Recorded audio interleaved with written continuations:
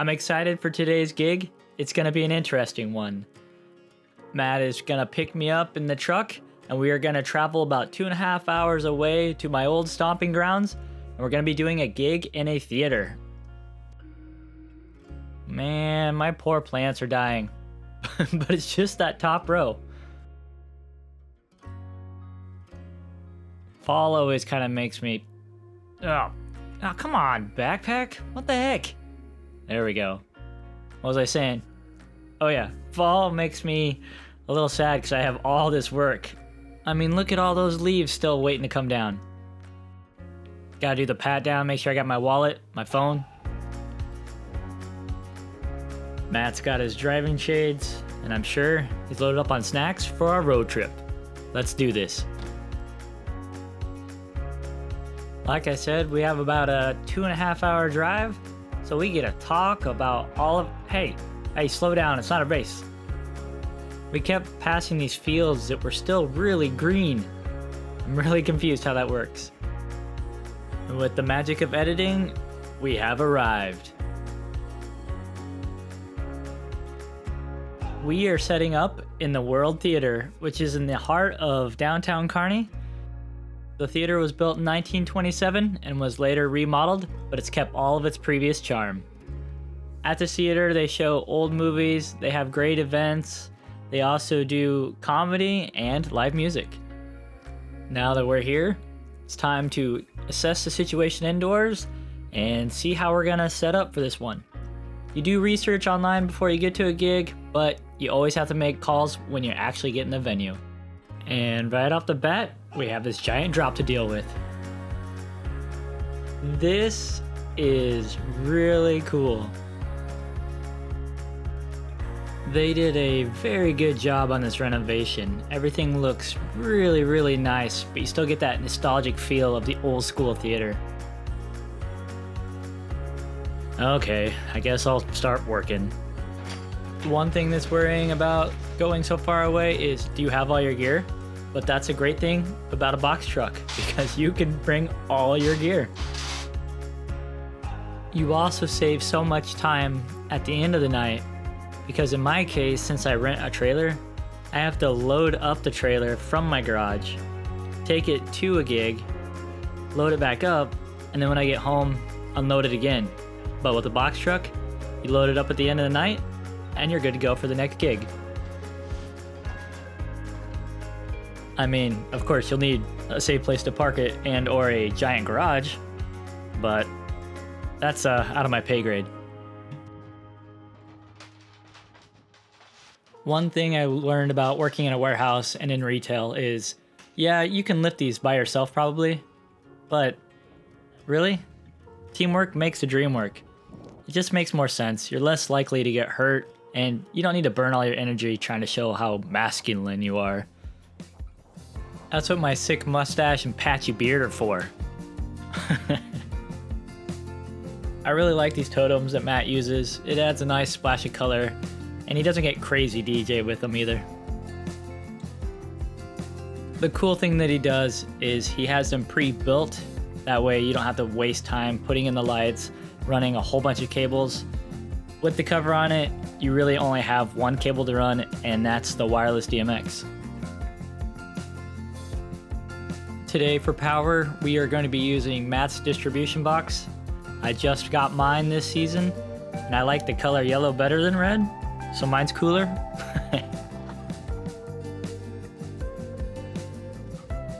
And here come the tops. It is going to be the RCF HDL-10s, and he mounts it on this cart. Now this cart isn't something you'd want to take up high, but he just has it so that it's a set height that goes above his subs when they're standing. With it all being put together, again, he saves time of rigging everything up, and he just slides it right underneath the sub and he's good to go. Now me lifting here is kind of stupid, but it didn't take much effort to help him get it just over that lip. The subs tonight are RCF 8008s, and I just recently did a comparison review between these and my QSC KS118s and why you might want to use a single sub versus a dual sub. Okay, He-Man, No need to show off. I didn't want to help you anyway.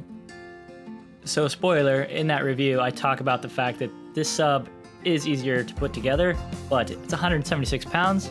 I weigh 145 pounds. So let's see if I'm gonna drop this off of here. Look at him, he's so scared. I'm probably more scared than he is. But we're just gonna take it slow and steady.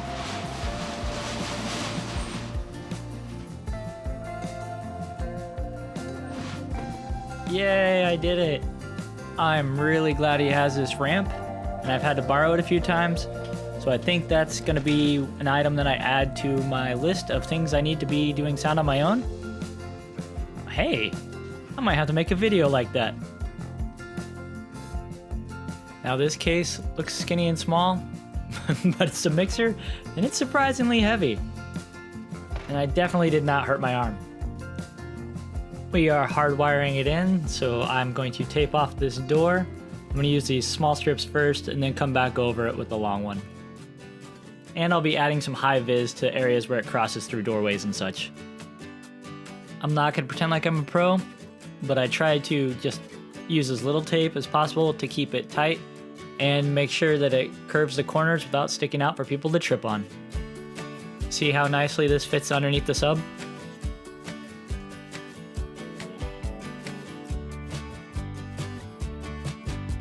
As promised, I'm grabbing the high vis tape to mark off the doorways. Okay, let's see if I learned my lesson from last time. Much easier. Our difference in height also makes a difference when we're lifting these, because I have to lift it to a certain height that he doesn't, and vice versa. And this will be our home base.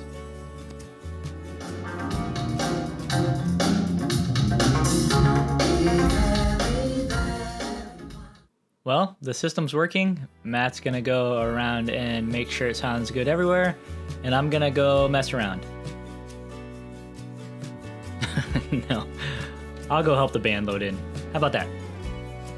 Theaters are a bit different since people will be sitting incredibly close, so you need to make sure you're not blowing people out of the water up in the front row. He decided that he needed to add a couple side fills to the front here. It's working pretty good. Would have been a little cooler if we would have brought a couple HDL-10s, but this works just fine. I swear this wasn't planned, but we both bailed at the same time. Here are those light totems that look like people in body bags when we rolled them in. There's a part light in the bottom that illuminates from the inside, and then we hook up these wireless units here, and the top has movers. For front fills, we'll be using these mounted wash FX lights like we usually do. And we're getting a little support help from the lights that are installed up in the balcony. And to make the lights really pop, we're going to be running haze with the 80J Venue. It's expensive, but it's nice. Wireless is being handled by this little guy, which I don't know how it works so well, but it does. And we'll be running Luminair to run the rest of the lights. The band has also brought their own backline of lights, you can see there, to keep the theme of the old school par, but they switched them out with LEDs, which run less power and less hot. And once you put the gel diffuser in front, they actually pull off the look quite well. This band has about 600 members, so there's a lot to set up. They have an extra percussionist, which I think adds a fun element for sure. While testing the bass, I could hear static, and it ended up being this ground lift. I've never heard ground lift cause static, but that's fixed it. And now we have power not working, and I can't tell if it's the cable or not, and I don't have anything to plug in, so I'm gonna use this cheap little tester, which will just tell me if I have power. Back at the distro box, I can see that the GFCI has been tripped, so I'm gonna power it on, and I'm gonna make sure that I do have power in here, and it's not us. And okay, push that all the way in. We don't need to shock ourselves. It ended up being a pedal problem off of one of these boards popping it, but since we're here, might as well start with the guitar player. He's using this amp. He has brought along a plethora of guitars, including acoustic. For some reason, when recording the singer's keyboards, my camera decided to start recording like it was done with a Razr phone. This is the bass player's modest pedal board.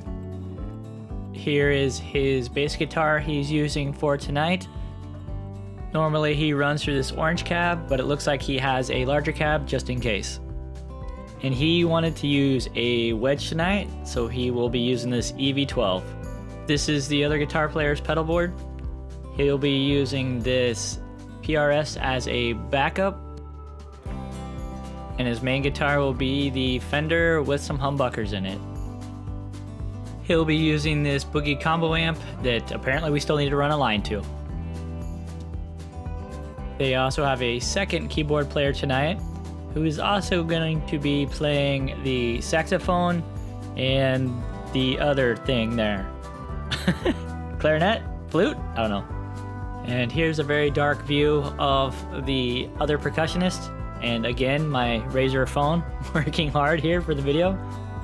And we are using Beta 57s to mic this up. And he will also be using an EV-12 for a monitor. I want everybody to know this is not my doing, but it hurts my brain and I want to fix it. And here I would normally show you the drum kit, but I didn't record it because I don't know. He's miking his toms and his snare tonight with the good old classic 604s. And they're running everything into this Allen & Heath rack mount to run their own in-ears.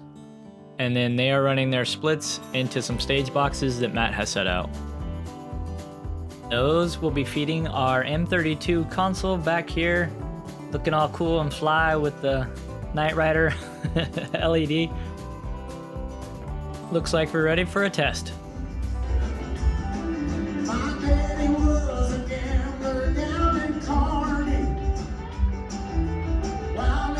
Well, it all works. The stage is all set. I think it's time for me to go get some food. I believe they just served popcorn here, so I'm gonna start walking and see what I can find. Ooh, a music store. Fancy. Looks like it's multi-level. You can kind of see stairs going down there. So I thought this was gonna be a Hardee's, because it used to be a Hardee's, but it's a Qdoba. So I think it's an upgrade. I saw they had pickled jalapenos, and I've never had them. I think it was really good. Very value added. The walk back was a little eerie. It reminds me of Silent Hill. For all you out there who may not have got that reference, it's a spooky video game. Okay, let's start the gig.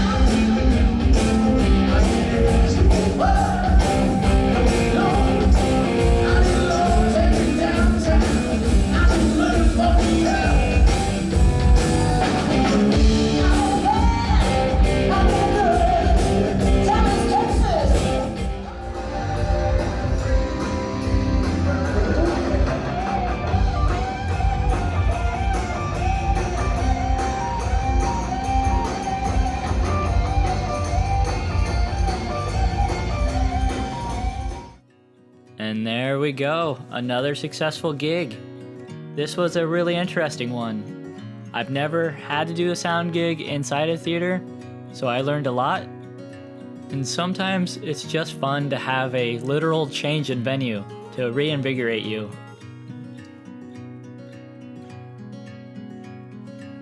I'm grabbing the cables that I know are ours first because I know the band borrowed a couple and I want to make sure we don't lose those. Because once again, one cable is like 12 to 16 bucks. I'm gonna let you in on a secret. This mixer did not get any lighter.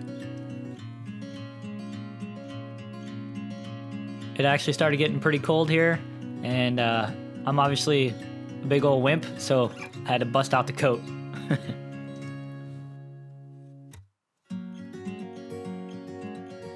I was making sure that he had a hold of it really well before I started, since I was using my hands on these wheels. Last thing I need is to not be able to use my hands, because I like having hands. These HDL-10s are workhorses. I haven't heard the 6s, but I'd really like to hear the 20s. I'm really curious what those sound like. I'm sure it's way too much for what we do. I might be able to go to NAMM this year, so I might be able to hear all these in person.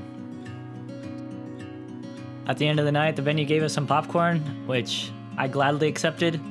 Some good stuff. I think Matt was judging me because I was still eating popcorn while trying to work. I think it's always nice when you work with people that you can have fun with, even at the end of the night when you're super tired and you just want to go home. With that, we're almost all finished up. The band did a great job. Everybody was having fun. People were standing out of their seats dancing. They were going to the front row to dance. It was overall a great time and a very successful evening. And I can't say enough about how cool it was to do sound in this venue. Well, Kearney, it was nice to see you once again, but I'm tired and it's time for us to hit the road and drive 2 hours home. Thanks for joining me in this video, and I'll see you at the next gig.